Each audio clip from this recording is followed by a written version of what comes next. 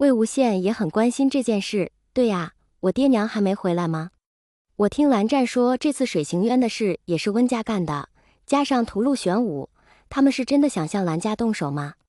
之前温朝打伤我阿爹阿娘，这次却对蓝氏狐族这般大费干戈，难道朱雀一族是想打压我们几个家族吗？他们是不是疯了？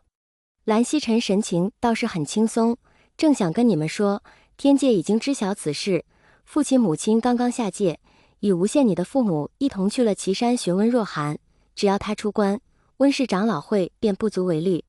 此事是温氏长老会自己的意思吗？魏无羡手抵着下巴，看来他们的野心可真不小啊。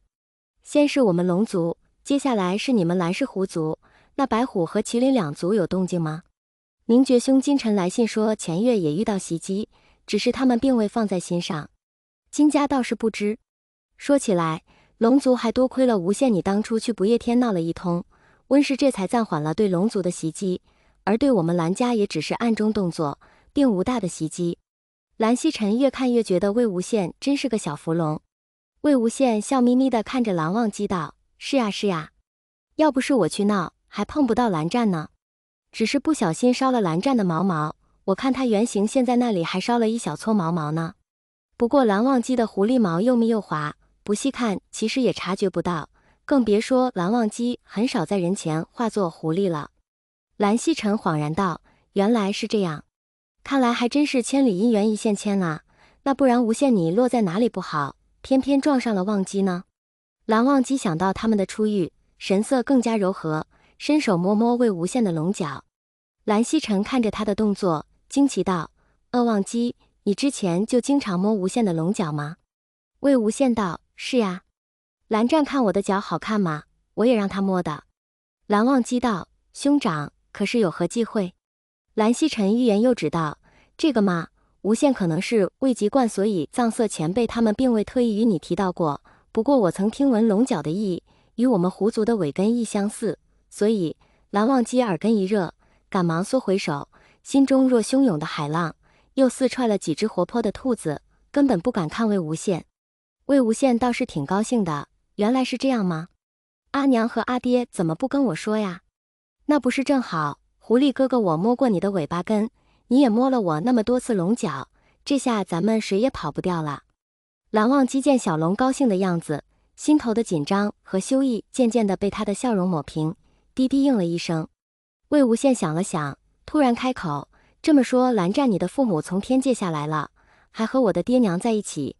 蓝曦臣道：是呀。那正好呀，我们干脆就把婚约定下来吧。我怎么才300岁，要是再大200岁，岂不是可以直接成亲了？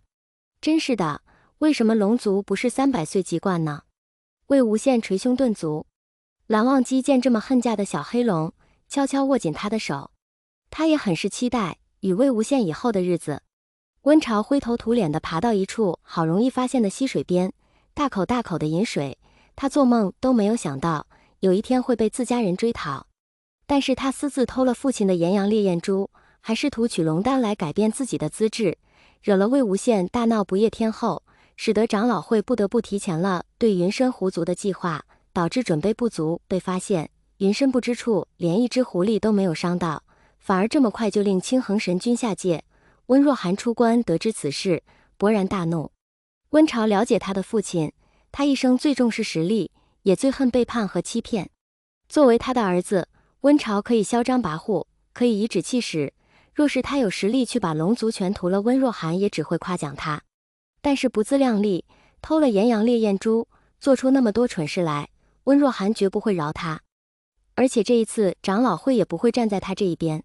魏无羡，都是你，要不是你大闹不夜天，族里怎会知道我曾偷拿父亲的炎阳烈焰珠？又怎会发现是我偷袭魏长泽取龙丹失败？要不是你，云深不知处怎么会幸免于难？温朝此刻内心的怨恨全部都集中到魏无羡身上，他觉得若不是魏无羡，自己这些事就不会被发现，温若寒更不会出关，事情也不会变得如此不可控制。你等着魏无羡，我一定要杀了你！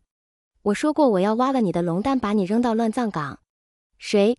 温朝满脸都是阴狠的神色，明明身为高贵的朱雀一族，现在却像是丧家之犬一般，一惊一乍，听到什么动静都觉得是有人在追杀自己。不过这次倒并不是他的错觉。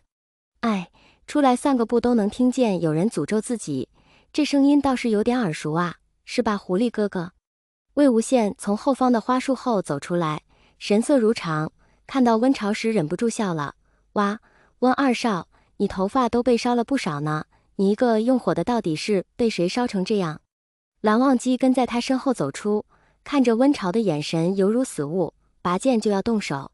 别拦战！魏无羡赶紧挡住他，杀他脏了你的手呢。现在看起来他是被自己家追呢，若是死在我们手上，那温若寒岂不是有借口了？咱们别多事，送回去就好。温潮体内灵力早就耗干了，除去温家二少这个头衔以外，他在族里根本算不上什么。之前王灵娇仗着自己的事闹出胡患，被江丰眠和于子渊亲自押到不夜天，被他求着大哥温煦硬保了下来。可温若寒一出关后，王灵娇就被立刻处死，自己也变成这个样子，现在居然还好死不死遇到了死对头。温潮看出他们不想杀自己，可他更不愿回去，便阴恻恻地开口：魏无羡，你不过300岁的幼龙，现在不过是仗着姑苏蓝氏罢了。他蓝忘机不过是有个成神的爹，这才让他们这一支的狐族拥有今天的地位。再怎么有端方雅正的美名，说到底不过就是一群下贱的狐狸精罢了，和我的娇娇有何区别？呵，连你个龙族都能被他勾引，他还真是好手段啊呀呀呀啊！魏无羡原本神采飞扬、明俊逼人的脸上，此刻尽是森然之色。他一把扔掉了手里的东西，微微嫌恶地皱了下眉，蹲下身看着捂着鲜血淋漓的脑袋，发出杀猪般惨叫的温潮，缓缓道：你说蓝战什么？你再说一遍。蓝忘机把手放在他的肩膀上，轻声道：魏婴，放心吧，蓝战，我有分寸。